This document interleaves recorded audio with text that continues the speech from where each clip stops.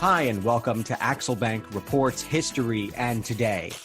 Conversations with America's top nonfiction authors and why their books matter right now.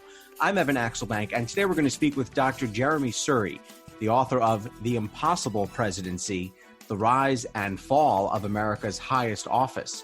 This is his 9th book. He's also the host of a podcast. This is Democracy, so we can ask him about that too.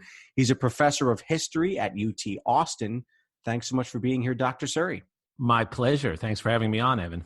Well, before we launch in, I do want to let you know and our listeners know that this is our 6th episode in our series on the presidency. It started the beginning of October, and we've done biographies of Donald Trump, Joe Biden, and covered campaigning, rhetoric, and the cabinet. Today, we're going to dive right into whether this job, the presidency, is even possible for one person to do. So think about it. They have to manage the world's biggest economy, the American president does. They have to manage the world's biggest military. They have to command that. They preside over rural areas, urban areas, maybe the most diverse population on earth, and almost every country is either an ally or a sworn enemy of the United States.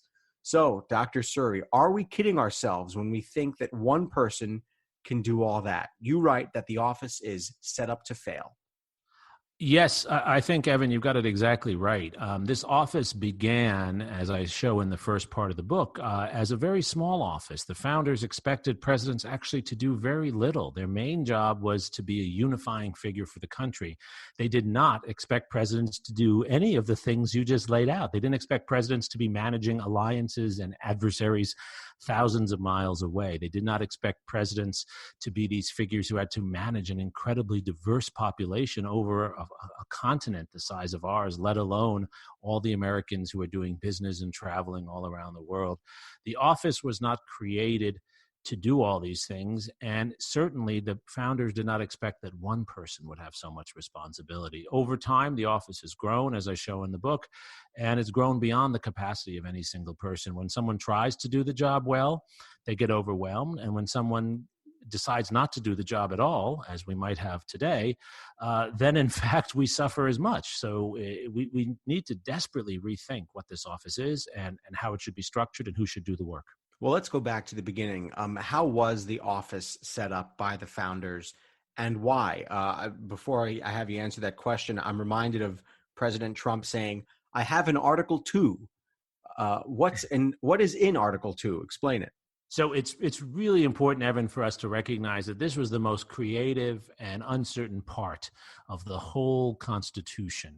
There had never been anything like a president before. The founders knew what Congress would look like. They modeled it to some extent on Parliament. They had a sense of what a Supreme Court would look like. They modeled it on their reading of Blackstone's law.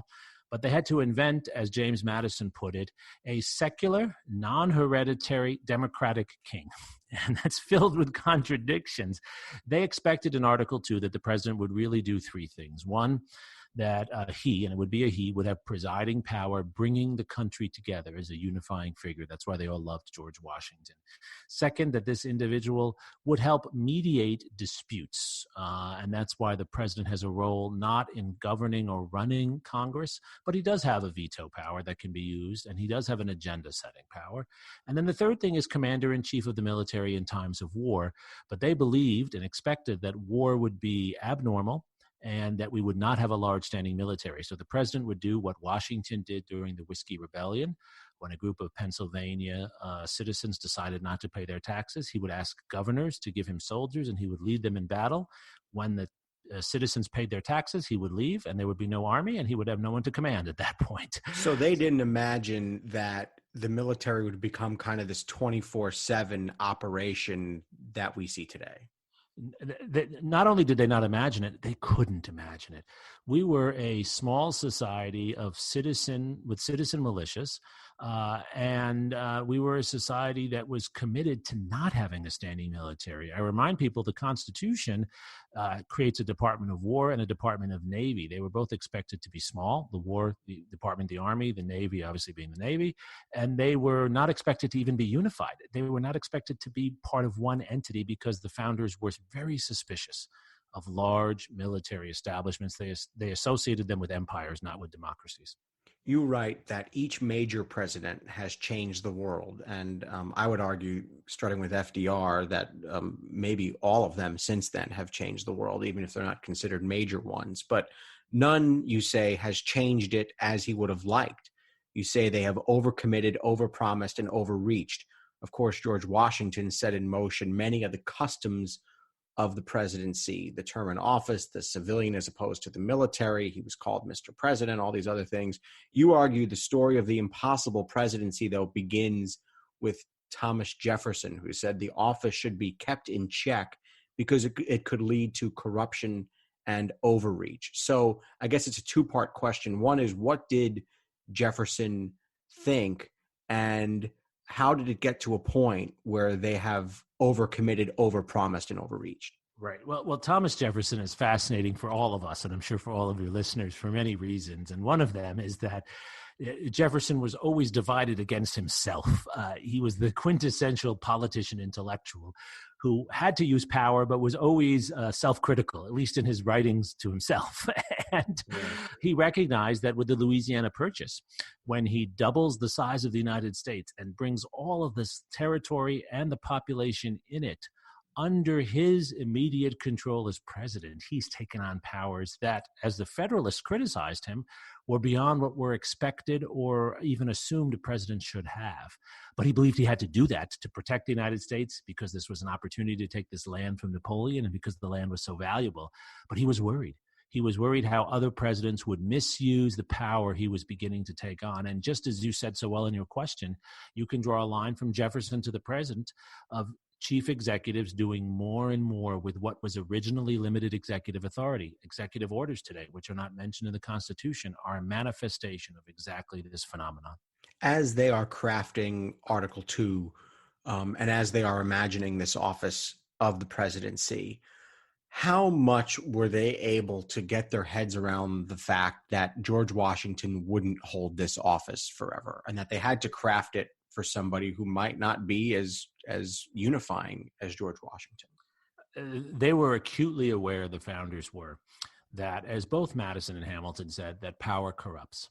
And so they were deeply committed to creating checks on the power of the president. That is why there is an impeachment possibility, for example. That is why the president has to stand for re-election every 4 years. And that is why the president has no money. There's no way, and our current president has run into this problem now, there's no way for the president to get a dime of money that isn't appropriated by Congress. And so what they wanted to do was prevent presidents from doing what kings did all the time, which was to use the Treasury to force their way even beyond what the legislature asked them to do. That could not happen in our system. Let's talk about Lincoln. Let's move it ahead a little bit here. You argue that Abraham Lincoln not only bound many states into one entity, but that he was the first president to broadly suspend civil liberties. So as opposed to weighing that particular decision, we can leave the morality of that to, I guess, other discussions, but explain why a move like that, going around Congress or the courts, became important. Well, what Abraham Lincoln did, and he had to during the Civil War, was he took on the power to control individuals' lives and, as you said in your question, to abridge civil liberties without really any check, and he did that out of wartime necessity. The Emancipation Proclamation, which we appropriately see as a major document advancing the cause of liberty in our society, it was actually a profound infringement on the civil liberties of Southerners who, under the Constitution, had a right to own slaves. And under what was a war order, Lincoln took away slaves from Southerners in occupied areas where the Union Army was operating. That's one of many. He suspended habeas corpus on a number of occasions. And he did this as measures of war. But what I try to show is that even though each of these instances can, and I think is justified in its own terms, they created precedents for presidents to do more of the same, and often without the same care or thoughtfulness that Lincoln brought in those moments. Between Lincoln and Teddy Roosevelt, many would say he would be the next major president. What is happening in America, and is there awareness that the presidency is on its way to sort of becoming the boiled frog? That things have piled up, and that, now the president is kind of taking these sort of wartime liberties with what they can and can't do. So is there this idea that, the presidency might be getting too big for its britches, or is it the boiling frog, that it's one thing on top of another? Well, I think you have a little bit of both. It's a great question. I'm just finishing a new book now looking at the late 19th century because I think it's the best analog for the world we're in today. And you see from the time of Andrew Johnson's presidency, when Johnson succeeds Lincoln after Lincoln's assassination, through Teddy Roosevelt, a continual pushback against presidential power coming from Congress in particular.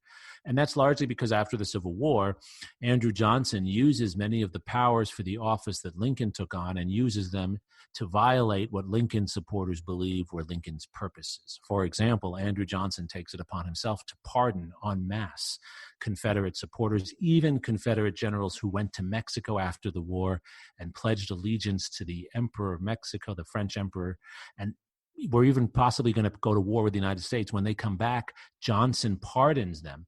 And that pardoning power is seen as a misuse of presidential authority that Lincoln had taken on. Lincoln pardoned many people during the war.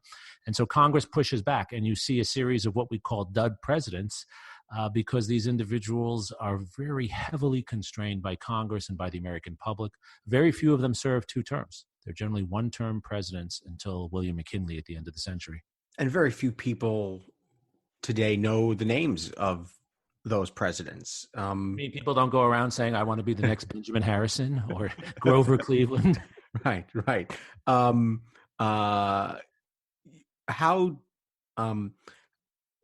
guess the question then is, if we don't know their names, what was the mark that they left on the presidency? Well, this is where the boiled frog part of your question is so brilliant, because even though there was this strong pushback, they still were doing things. The country was a much larger country with a much more centralized set of powers than the founders imagined. For example, these dud presidents had a great deal of influence over tariff policy.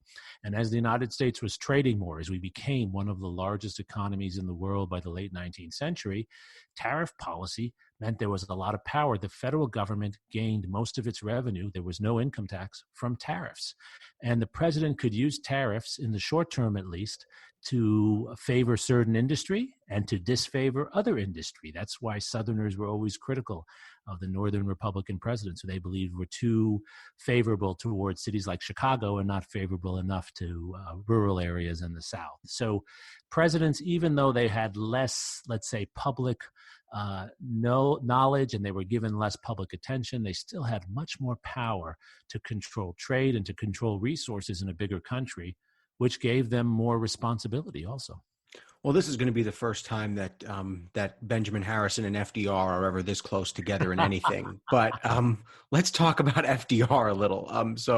The office, perhaps aside from McKinley and Teddy Roosevelt, is generally, at the risk of putting a broad brush here, is generally stagnant, or at least is occupied by people who are generally forgettable. Certainly Woodrow Wilson would be in there, but there were many presidents between Lincoln and FDR that have been lost to history. But now FDR takes power, and you write that he broke the mold, that he tore down many of the last limits of executive power as he takes over the economy. He places the presidency in charge of countless agencies, programs. He controls media in a way that no president had ever done before. So does he understand that the changes he is making to the office would be permanent?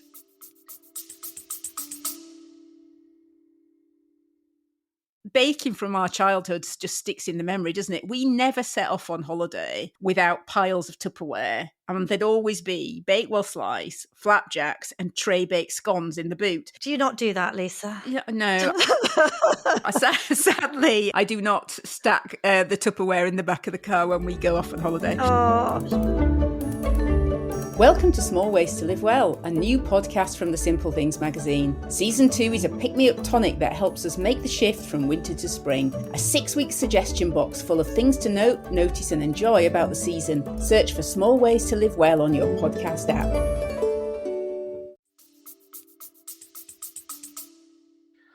I think he does. I think Franklin Roosevelt, even though he wasn't a scholar, was very thoughtful, well-read, and informed on these issues. And in some ways, he had grown up watching his cousin, Teddy Roosevelt, do many of these things on a smaller scale.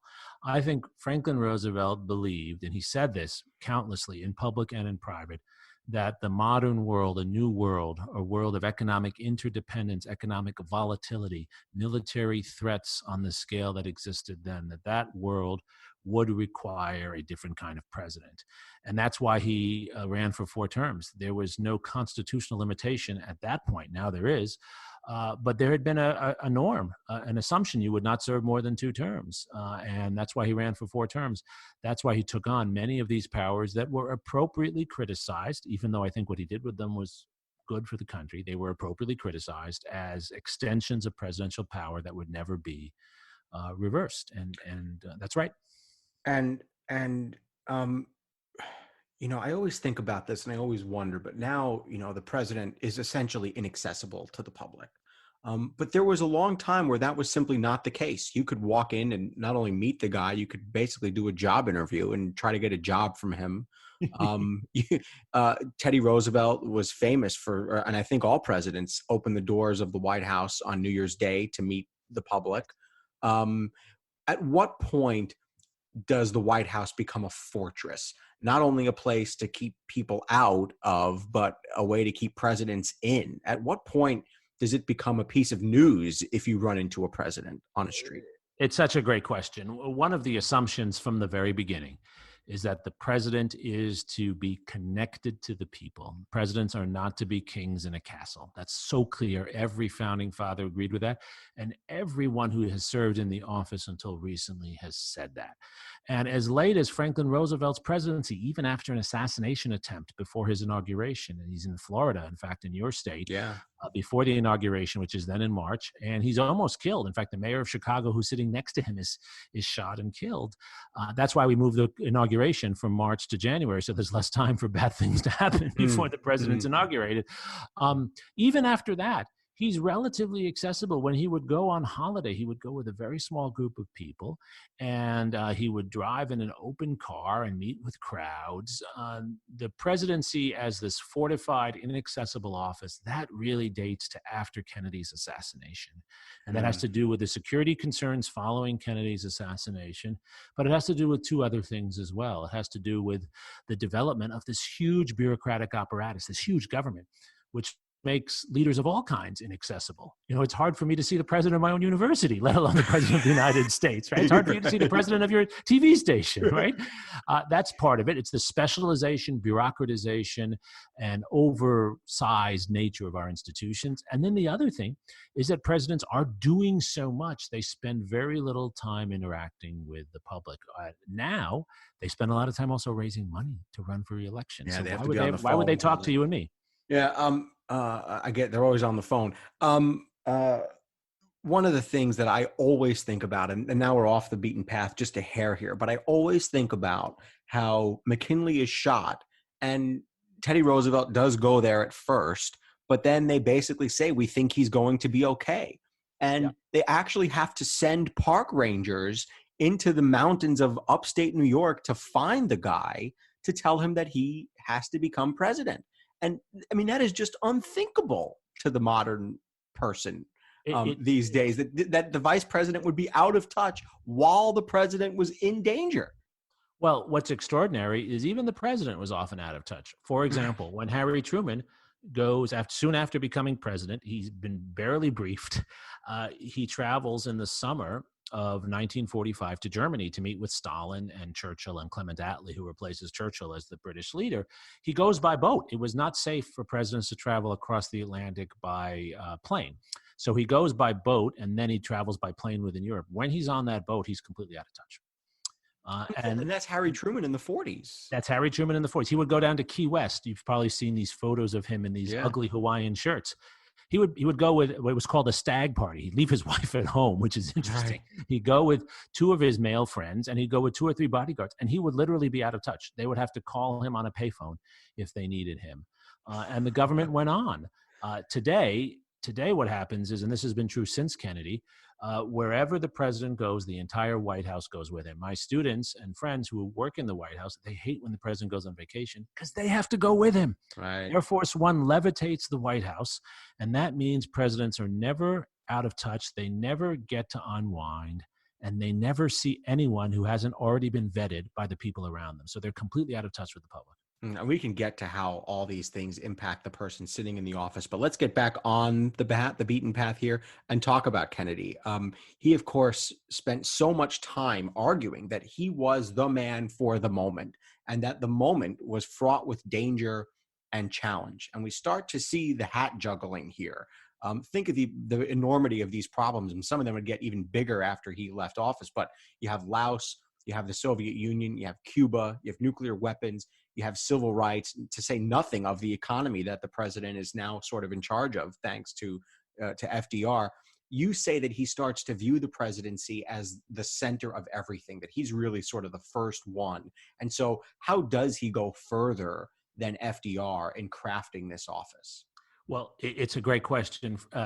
Kennedy begins his administration during the transition by actually bringing in a whole set of historians who had written about Franklin Roosevelt, including Arthur Schlesinger Jr.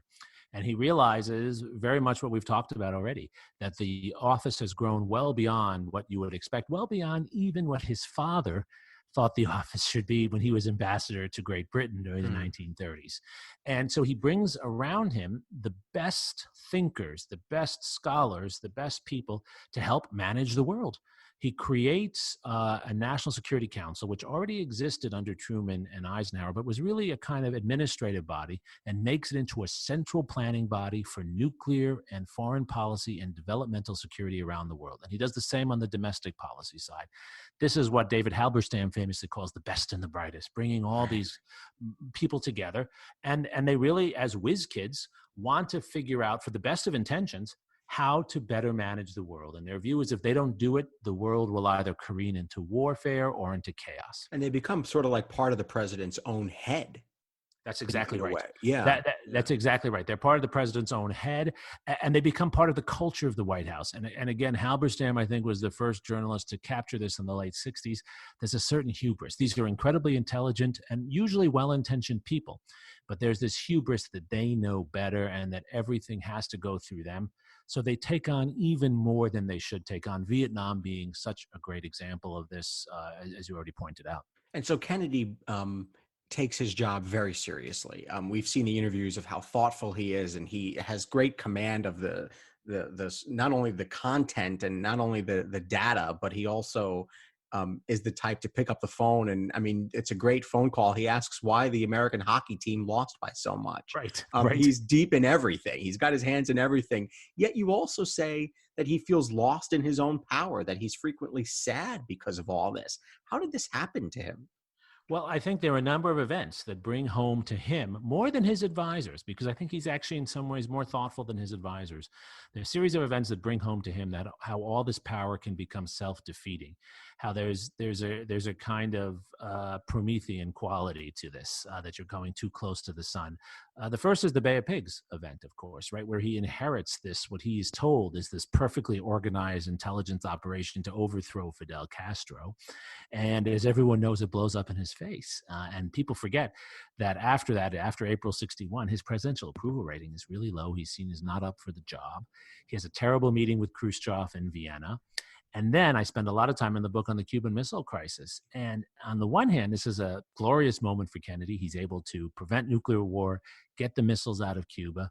But he says repeatedly at the end of that crisis, we can't keep doing this. This is too much stress, too much risk. And I can't manage this. It's more than I can manage. And he knows how important he is because he's surrounded during the Cuban Missile Crisis with military figures who are doing their job, which is providing military options. And he wants to avoid that. He really does. He's scared of what the consequences of this power will be. You start to insert, goes back to the sort of trappings of the office thing that we were talking about, but you start to insert copies of the president's schedule during the Kennedy and Johnson years. How do these busy days impact the job that they have to do? I mean, just as an example, I wasn't there, but one gets the impression that Lincoln could spend all day on something and go and wander around, the telegraph office for 3-4 hours getting messages.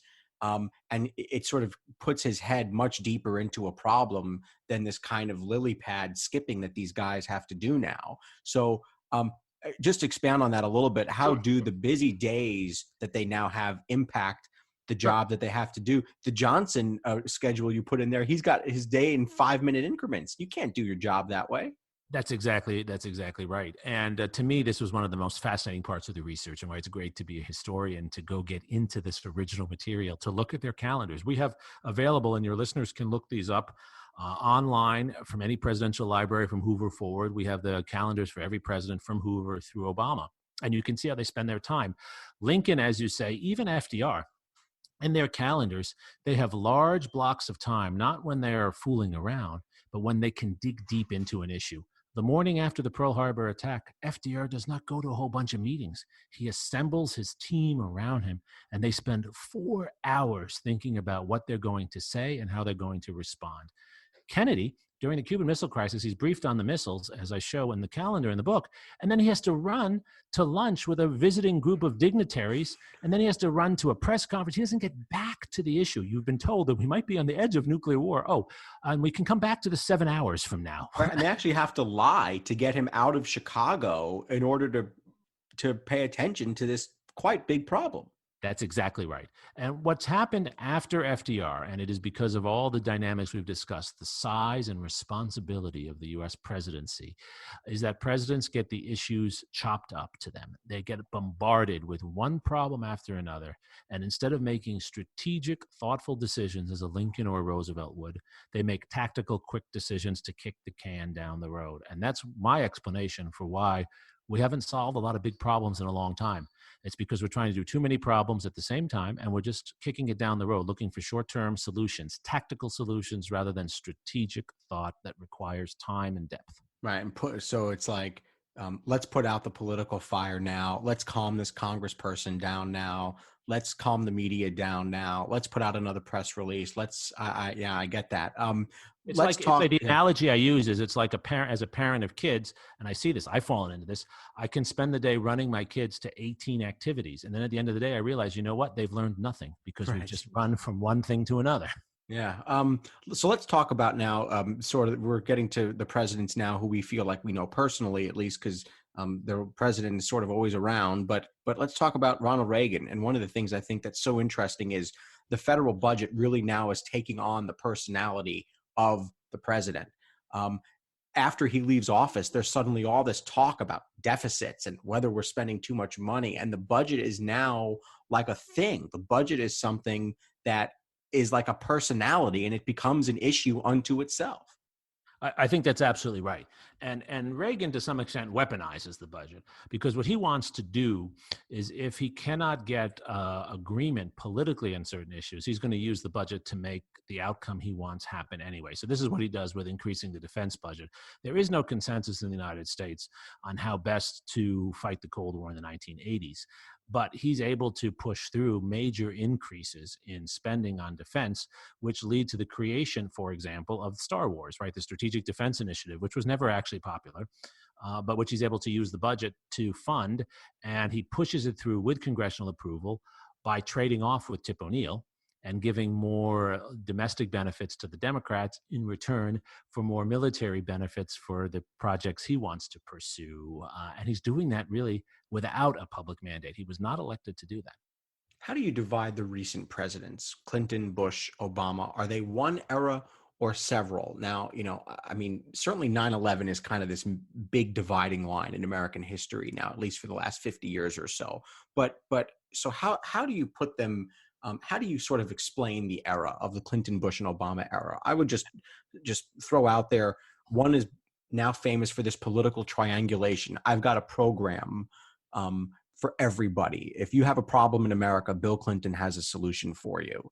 And he's trying to cultivate all of these fascinating little political alliances and he makes the job of presidential politics sort of even bigger because he becomes sort of a master of it, but it takes a lot of work and a lot of time. The next president, George W. Bush, says, blanket, I'm going to keep America safe.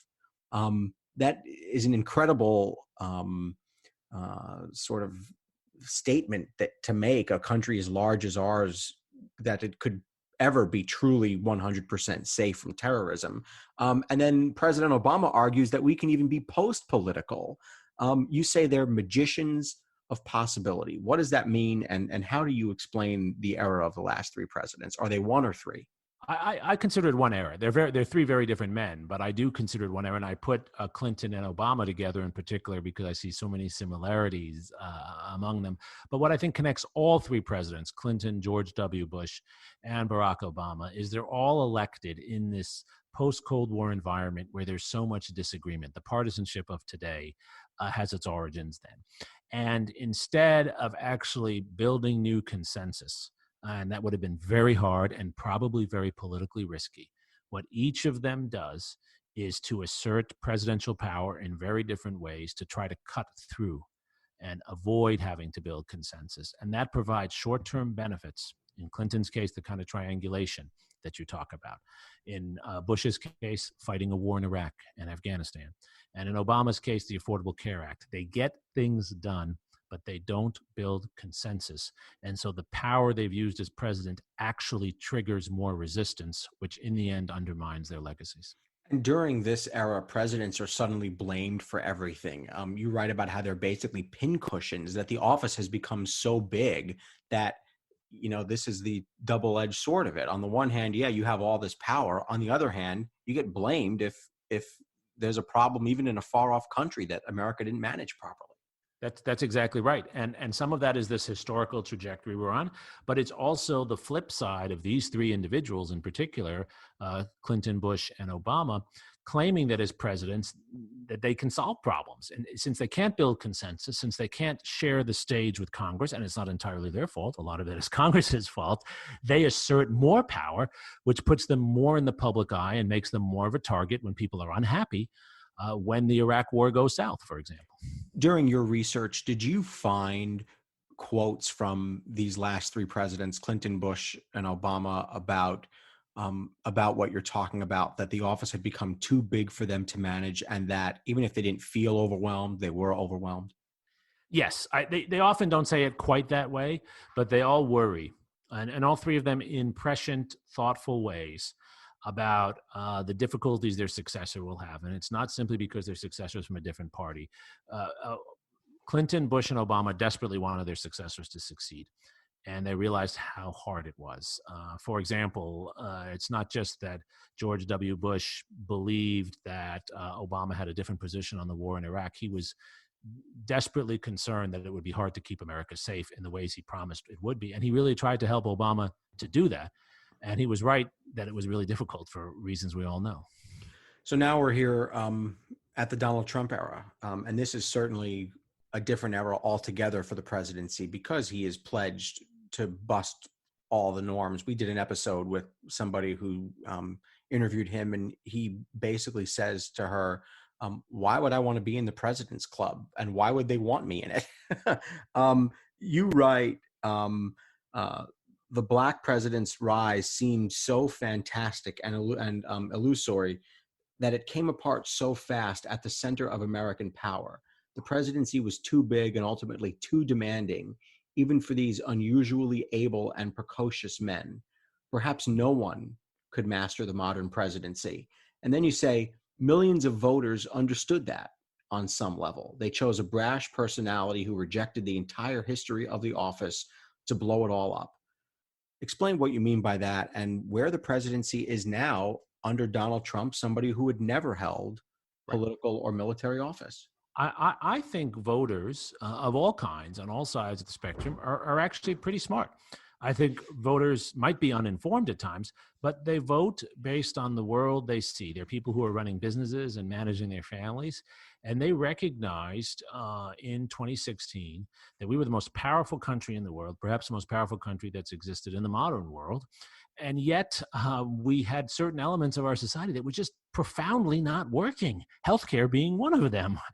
And that concern is surrounded with a perception that we have resources, we have people, we certainly have talent, but somehow our government's not getting it done. And we're holding the president responsible. It's similar to those who were advocates of reform in the South after the Civil War, and then believed that the governments that were created in Reconstruction couldn't work, so they wanted to blow up those governments. I think these voters looked to Donald Trump and looked away from Hillary Clinton because they wanted someone who would do something different, who would change how government works. The problem is that Trump has not tried to make government work. He has just destroyed it. Voters were looking for someone to make it work better and work differently. They were not voting to get rid of government. Last I checked, people cash their Social Security checks. Last I checked, veterans want their prescription benefits. Last I checked, people want a strong defense. They were not voting against government. They were voting to reform government. They thought Trump would do that. And that's where we are today. Well, it'll be fascinating to see in just a couple of days after this episode is released how voters amend or don't their decision on the first President Trump That's right. campaign. So in Dr. Suri's world, in Dr. Jeremi Suri's world, where he has ultimate power, you're not just the president, you are the all-powerful being.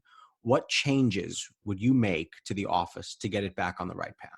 That's a great question. It's what I start to talk about a bit in the epilogue. I've written about this a few other places. There's a big Rockefeller Foundation study I was a part of for this. I think there are three things among others I would pick out. First, I do think we need to get away from this notion that it's one person. We're the only major industrial country in the world that puts so much power in one person's hands. I think we need to move to perhaps a divided presidency, two different individuals. Vice presidents come to play this role de facto. And as you know, Evan, no one elects the vice president, right? Right. So I do think we need to think about a system of maybe a president and a prime minister. We doesn't mean we have to go full. Yeah, I think you mentioned Germany in the book. Yeah. Yes, exactly. And we don't have to go fully parliamentary, but I do think we need to have that system. It's just too much for one president. Every corporation has a CFO and a CEO. We need kind of that system. Second, I think we need to invest much more in exactly what you're doing now and what you do as a career in creating public knowledge and educating the public. And I believe that can be done in nonpartisan ways. I do think NPR and public radio and others do this, and I think good reporting is about this. Doesn't mean we can't have differences, but we need to educate the public so the public understands these issues better. And then third, we need to limit the office and focus the office. We need to constrain it. Presidents should not have any role in education policy. They should not have any role in many of the other issues. Abortion should not be a presidential issue. Guns should not be a presidential issue. We need to make a decision as a country for the president to do a few things and do them well. National defense, it seems to me, should be one issue. Anti-poverty, perhaps, should be one issue. Let's pick those issues and let's empower the office to do fewer things and do them better. How should we change our perspective of it? As we go to vote, or some of us have already voted by the time this airs, but as we go to vote on Tuesday and count the votes, what should we expect of a president?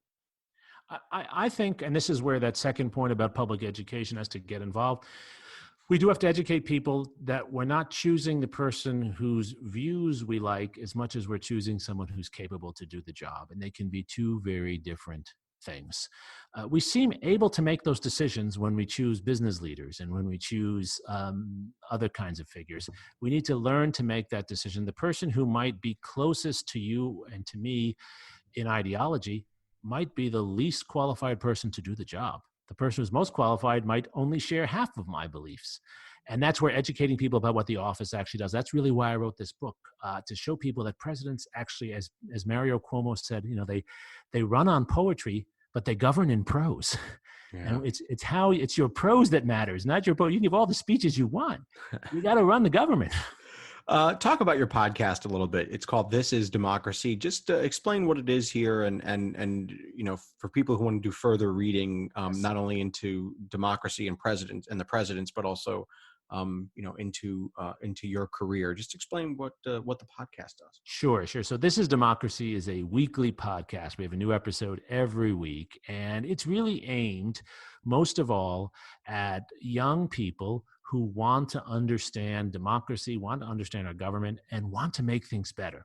And we take issues such as women's suffrage, the 100th anniversary of women's suffrage, prison reform, foreign policy, and we talk to activists, policymakers, and scholars about how those issues developed, how we came to today, and then how that knowledge of the past can help us to do better going forward. So every episode is basically using history for positive reform going forward to make policy better. Is this an extension of the teaching that you do at UT Austin? It is. And in fact, the podcast emerged for two reasons, because I found that a lot of my students and a lot of the audiences I would go and lecture to, before COVID, I would give 50, 60 public lectures a year. They wanted more. It's a nice way to stay connected to them. And then I have a 15-year-old son who told me after he read The Impossible Presidency, or pretended to read it, he said, this is cool stuff, Dad, but my friends, they want to hear podcasts. Yeah. And he's totally right. And you and I were talking about this earlier, Evan. I'm amazed, and such a positive story, how many young people listen to podcasts, and they listen to serious stuff like your podcast, like This Is Democracy. And so this is an effort to bring serious knowledge in this format to a young audience. And every episode has my son Zachary on it. He reads an original poem to try to connect the topic to young people's thinking. And so we have a lot of fun with it. Cool. Well, that sounds awesome, and I'm definitely going to be subscribing to that. Dr. Jeremi Suri, author of The Impossible Presidency, The Rise and Fall of America's Highest Office. Thank you so much for joining us. Thank you for having me on, and this is a great podcast. I hope everyone will listen to all of your episodes. Well, I appreciate that very much. And certainly check out that book and also his social media pages at Jeremi Suri. The trick is that it's an I at the end, not a Y. So it's Jeremy with an I at the end and Suri with an I at the end. And thank you for listening to Axel Bank Reports History and Today, conversations with America's top nonfiction authors and why their books matter right now. Be sure to check us out on Twitter and Instagram at Axel Bank History. We update those with clips from the show, guest announcements, and book recommendations. We'll see you next time. Thanks.